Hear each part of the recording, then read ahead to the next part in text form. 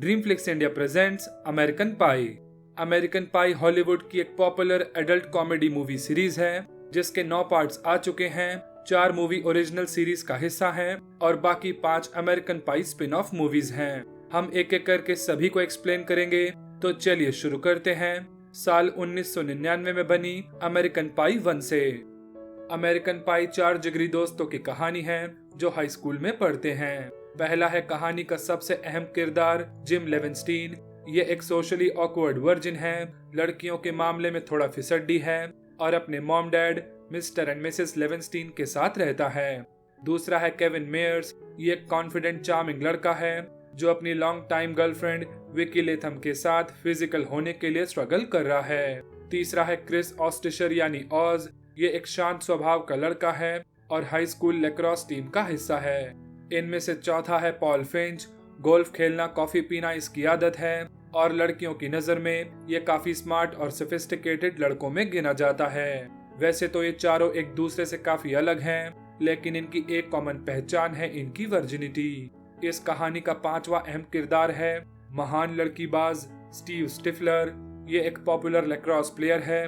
अपनी mom Mrs Stifler के साथ रहता है जो कि एक एक्ट्रेस है और बाकी हाई स्कूल स्टूडेंट्स की तरह ये चारों भी अक्सर स्टिफलर की हाउस पार्टीज में इनवाइटेड रहते हैं।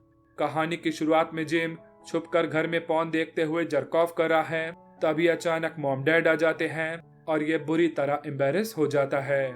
अगले दिन स्कूल में केविन विकी को स्टिफलर की पार्टी में चलने को कहता है। वो इसे अचानक आई लव यू कह देती है, पर केविन तो इसके लिए रेडी ही नहीं था। अब वो सब कुछ जिम और ऑज को बताता है और यहाँ विकी की फ्रेंड जेसिका भी इसे समझाती है, तुम उसे प्रपोज कैसे कर सकती हो, तुमने तो अब तक उसके साथ कुछ किया भी नहीं है। पर विकी कहती है जब हम दोनों रेडी होंगे तो कर लेंगे, लेकिन उससे पहले मेरा ये जानना जरूरी है कि वो मुझे प्यार करता भी है या नहीं। अब पार्टी शुरू होती है। यह है चेकोस्लोवाकियन एक्सचेंज स्टूडेंट नादिया। जिम को लगता है नादिया इसे देख रही है। ये उसके पास जाकर खड़ा तो हो जाता है पर उसे कुछ बोल ही नहीं पाता। बाहर ऑज भी फेंका फेंकी कर लड़की को इम्प्रेस करने की कोशिश कर रहा है, पर उसका भी पोपट हो जाता है। यहाँ केविन आज रात विकी के साथ इंटीमेट होना चाहता है, पर स्टिफलर को लगता है वो आज रात सेरा के साथ स्कोर कर सकता है, इसीलिए वो इन्हें अपने रूम से भगा देता है। अब स्टिफलर सेरा को किस करते करते बियर पी रहा है और इसे पता चलता है इस बियर में तो केविन ने जर्क ऑफ किया था। अब स्टिफलर वॉमिट्स कर रहा है और यहाँ ये लड़के दीवार पे लगी फोटो देख सोच रहे हैं स्टिफलर की मॉम तो आज भी बहुत हॉट दिखती है। अब केविन अंदर कमरे में जो कुछ भी हुआ जिम को बता रहा है। विकी इनकी बात सुन लेती है और नाराज होकर यहाँ से चली जाती है। अगली सुबह ये चारों शर्मन को लड़की के साथ देख सोच रहे हैं, कल रात इस बेवकूफ तक ने स्कोर कर लिया लेकिन हम चारों रह गए। अब केविन कहता है आओ मिलकर एक पैक्ट बनाते हैं, हम सभी को कॉलेज से पहले स्कोर करना होगा और प्रॉम नाइट इस पैक्ट की आखिरी डेडलाइन होगी। जिम अगले दिन से ही डेटिंग वेबसाइट पर लड़कियां ढूंढने लगता है, पर उसे कोई भी जवाब नहीं मिलता। इधर केविन भी विकी से पैचअप करने की कोशिश करता है, लेकिन वो अब इससे बात नहीं करना चाहती और जेसिका अब केविन को समझाती है तुम्हें अगर विकी को मनाना है तो अपनी नीड से पहले उसकी नीड्स को रखना होगा। यहाँ ऑज लड़की पटाने के लिए जैज क्लासेस ज्वाइन कर लेता है, लेकिन इन सबको लगता है कि इससे कोई फायदा नहीं होने वाला। मिस्टर लेवेंस्टीन जिम के डैड होने के साथ साथ उसके दोस्त बनने की भी बहुत कोशिश करते हैं। वो आज इसे एडल्ट मैगजीन देकर सेक्स एजुकेशन देने की कोशिश करते हैं, पर जिम एक बार फिर एम्बेरस हो जाता है। फिंच लड़की पटाने के लिए पूरे स्कूल में ही अपने बारे में रूमर्स फैलाना शुरू करता है और धीरे धीरे उसका असर भी शुरू हो जाता है। अब केविन का बड़ा भाई टॉम इसे लाइब्रेरी में पढ़ी अपनी सीक्रेट बुक के बारे में बताता है जिसमें लड़कियों को खुश करने का सारा ज्ञान छुपा है। 2 हफ्ते बाद जैज स्टेट कंपटीशन है। धीरे धीरे ऑज अच्छा गाने लगा है और हेदर भी इसमें इंटरेस्ट दिखाने लगी है। अब वो ऑज के साथ लैक्रोस मैच देखने आती है, उसे अपने साथ प्रॉम में चलने को कहती है, लेकिन तभी स्टिफलर आ जाता है। ऑज जो अब तक बहुत ही सॉफ्ट और सेंसिटिव लड़का बनने की कोशिश कर रहा था, स्टिफलर के बेहुदा मजाक की वजह से उसकी असलियत सामने आ जाती है। बहुत रिक्वेस्ट करने पर विकी केविन से एक बार मिलने के लिए राजी हो जाती है। अब ये बुक पढ़कर इसे प्लेजर देने की कोशिश कर रहा है, लेकिन इस सब के बावजूद भी केविन की हसरतें तो अधूरी ही रह जाती हैं। अब इन तीनों को पता चलता है फिन झूठी खबरें फैलाकर लड़कियों को इम्प्रेस कर रहा है। और आज नाडिया जिम से वर्ल्ड हिस्ट्री की जॉइंट स्टडीज करने को कहती है। जिम ने उसे अपने घर बुला तो लिया, लेकिन अब ये बहुत नर्वस हो रहा है। पर स्टिफलर और केविन को लगता है यही इसका बेस्ट चांस है। स्टिफलर की उस दिन की बेवकूफ़ी की वजह से हेदर ऑज के साथ प्रॉम में जाने से मना कर देती है। ऑज उसे मनाने की बहुत कोशिश करता है, पर फिलहाल तो कोई फायदा नहीं होता।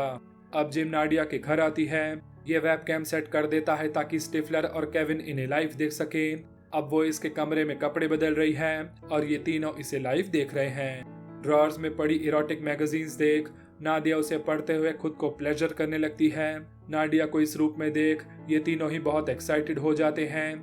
मौका देखते ही जिम रूम में वापस आ जाता है, लेकिन तभी केविन और स्टिफलर को पता चलता है कि इस वेबकैम का टेलीकास्ट तो पूरा स्कूल ही देख रहा है। जिम के आते ही नाडिया उसे कहती है, तुमने तो मुझे इस तरह देख ही लिया, अब मैं भी तुम्हें देखना चाहती हूँ। पहले नाडिया जिम को स्ट्रिप डांस करने को कहती है, फिर उसे अपने पास बिठाकर धीरे धीरे उसके करीब आने लगती है, लेकिन इससे पहले कि कुछ शुरू हो जिम की पतलून गीली हो जाती है। अब अगले दिन सभी इस पर हंस रहे हैं और इसे पता चलता है कि पूरे स्कूल के साथ साथ नाडिया के स्पॉन्सर्स ने भी वो फुटेज देख लिया है और वो उसे अपने साथ चेकोस्लोवाकिया ले गए हैं। यह है मिशेल। ये स्कूल बैंड का हिस्सा होने के साथ साथ बहुत ही नर्डी और गीकी है, इसीलिए कोई इससे बात नहीं करता। पूरे हाई स्कूल में सिर्फ यही है जो वेबकैम वाला इंसिडेंट नहीं जानती, इसलिए जिम इसे अपने साथ प्रॉम पर चलने को कहता है और मिशेल तुरंत हाँ कर देती है। आज शाम अचानक हेदर इस कैफे में आती है तो यहाँ ऑज भी मौजूद है। वो बताता है उसके डैड यहाँ मैनेजर हैं, वो अब इसके लिए हॉट डॉग बनाता है और इसका बिहेवियर देख हेदर इसे माफ कर देती है। आज स्कूल में केविन को पता चलता है कि फिंच के वो सभी रूमर्स जेसिका फैला रही थी, क्योंकि उसने इसे ऐसा करने के लिए $200 दिए थे। अब ऑज हेदर को बताता है जैस कंपटीशन और लैक्रोस फाइनल सेम डे है, लेकिन ऑज फाइनल्स खेलना चाहता है और ये जानकर हेदर उदास हो जाती है। अब स्टिफलर को पता चलता है फिंच ने जेसिका की मदद से ये रूमर फैलाया है कि उसने स्टिफलर की पिटाई की थी। बदला लेने के लिए स्टिफलर इसे लूज मोशंस की दवाई खिला देता है। ये जल्दी जल्दी में गर्ल्स टॉयलेट में चला जाता है और इसका ये हाल देख सभी लड़कियों के सामने फिंच का कचरा हो जाता है।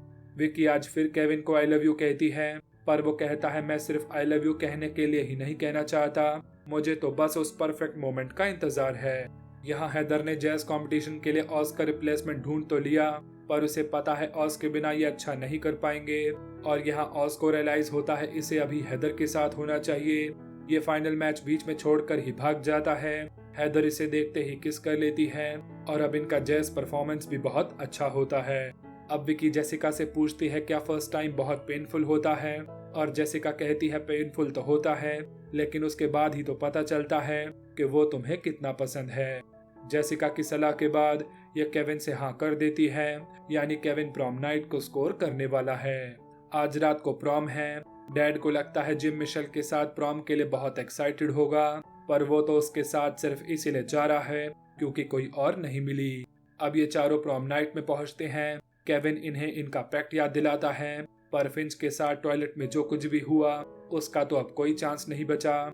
ऑज कहता है मैं हेदर को पसंद करने लगा हूँ, इसीलिए अब इस पैक्ट के मेरे लिए कोई मायने नहीं है।